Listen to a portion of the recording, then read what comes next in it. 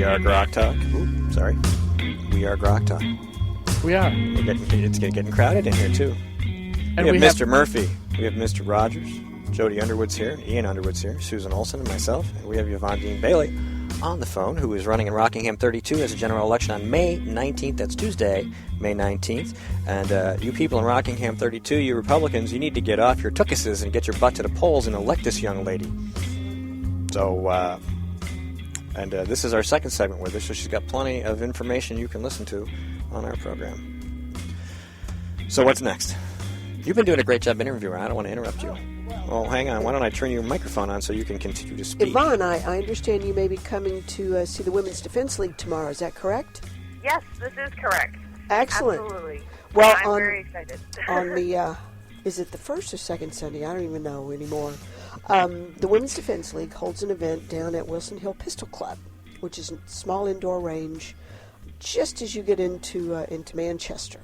And what we do is we run a bit of a safety course for women who are either new to shooting or interested in shooting or just want to hang out with cool people. And from there we take them onto the range and teach them, safety and try to get them enthusiastic about the shooting sports. And I understand you're a big 2A supporter. Is that correct? Yes, this is true. But I'm also still learning. I don't have a lot of experience, but I'm a huge Second Amendment supporter, so I'm definitely interested in doing some more stuff with you guys. Well, I think that the class is full tomorrow, but coming in and listening to the presentation, we have two team teachers tomorrow, Miss Kimberly Morin and Margot Keys are going to team teach the safety aspect, and it's a great afternoon. It's a lot of camaraderie, but most importantly is we seek to empower women. And I'm sure you're following Senate Bill 116 that would eliminate the pistol license. Well, we have made it very clear that we believe that this is really a women's rights issue. Right. That in fact the elimination of the license requirement would restore women's rights to where they were before 1923.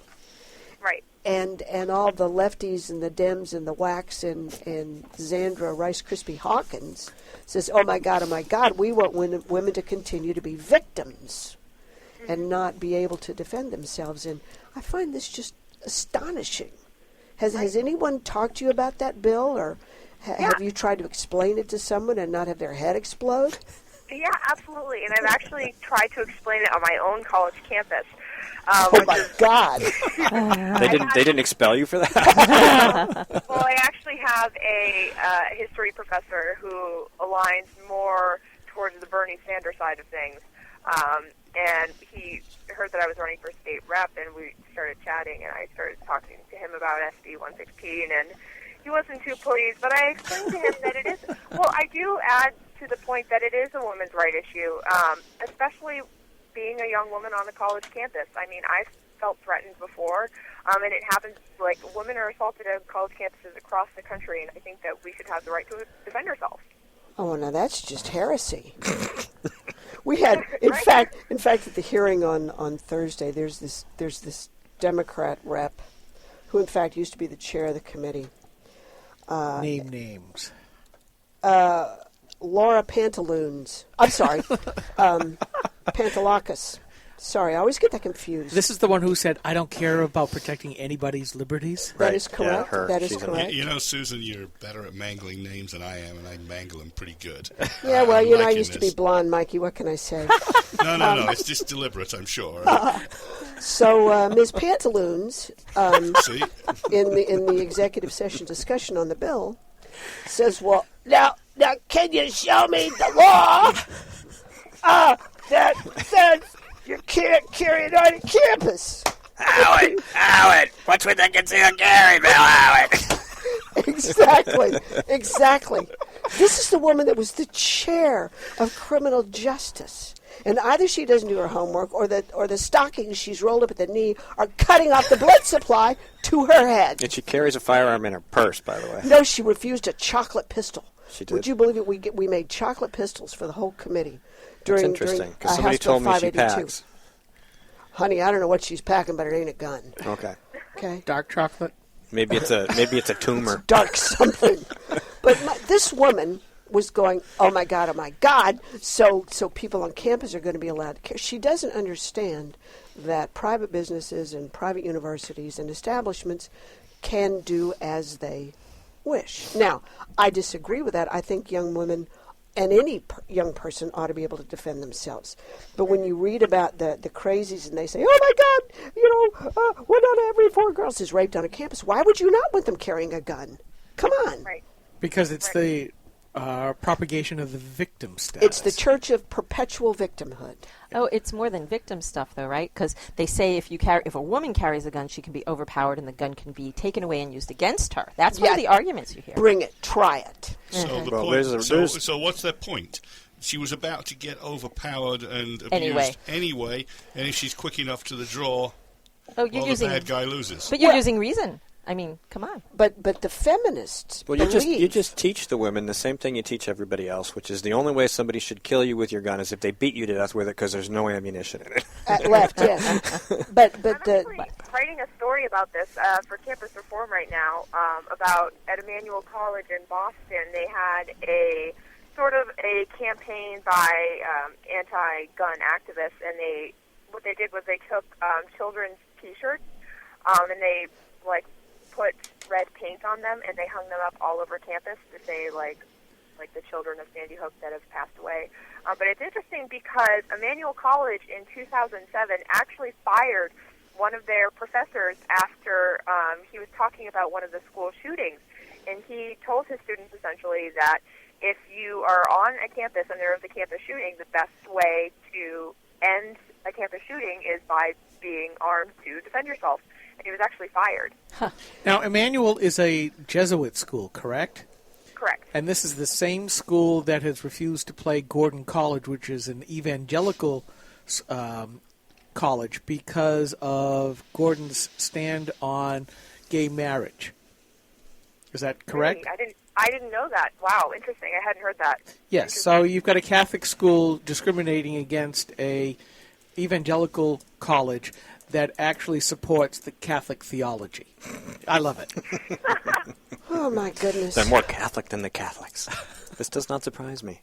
But as a young woman on campus, you should be able to defend yourself. But, again, it's the school's right to say yes or no, and you have to respect that, okay? But I'm sorry that Miss Pantaloons doesn't seem to understand that. A nice cross of Pantalakis and Liberal Loon. I hadn't thought about the loon. I just have this picture of this, early or very late 19th century hooker in a pair of long lace pantaloons. I have the picture, actually. And it just... Our next guest is just going, oh, what have I got myself into? She sold her something or other to the Bloombergies. The Bloomers. Yeah. Bloomers and Pantaloons. She there you sold go. her Pantaloons to the Bloombergies. Yes. Pantaloonberg? Pantaloonberg. We got to come up with something. Pantaloonberg. Yvonne, let me see if I Sorry, can... Yvonne. Let me see if I can we have a steer guest. this... We have a guest. Wait. I was going to see if I could steer this bring back. This back to focus? Yeah, bring back to focus. 3 minutes, so yeah, go ahead. We're oh, gosh. How do I recover from this? Yes. So how would you get the folks who believe that it is the state's responsibility, even though the Supreme Court has said it isn't,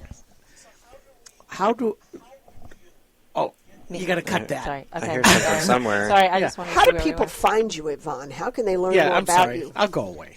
Yes, absolutely. Well, you can find me on Facebook. That's probably the easiest way, which is facebook.com/Dean-Bailey4NH. I also have a website, Dean-Bailey4NH.com.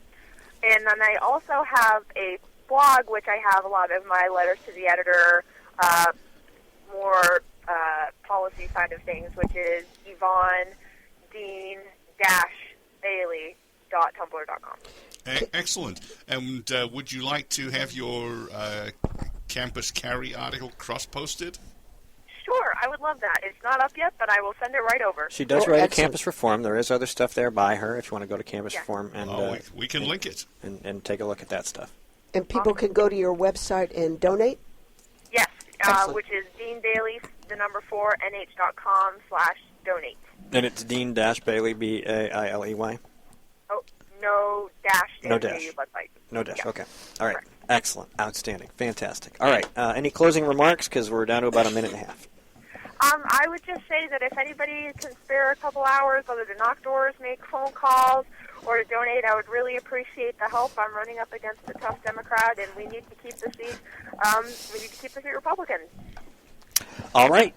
Thank you so much for hanging out with us. Sorry about the tangents and stuff. We'll try to touch base with you again because it's a little while until May 19th. I mean, I know it'll come on us really quick. All of a sudden, you'll be like knocking doors and hanging door hangers and making phone calls, and all of a sudden, oh my God, it's here because it comes quick. Let's get those signs. But at least it'll be in May, which means it'll be nicer out, well, hopefully, and you'll be able to get some turnout. Yep, that's the goal. All right. Well, thanks so much. You have a great weekend. Good luck. Thanks for having me, guys. All right. We'll see you. Bye-bye. All right. You guys heard her. She needs some help. I want you to... Oh, Jane's here. Jeez. We need more chairs.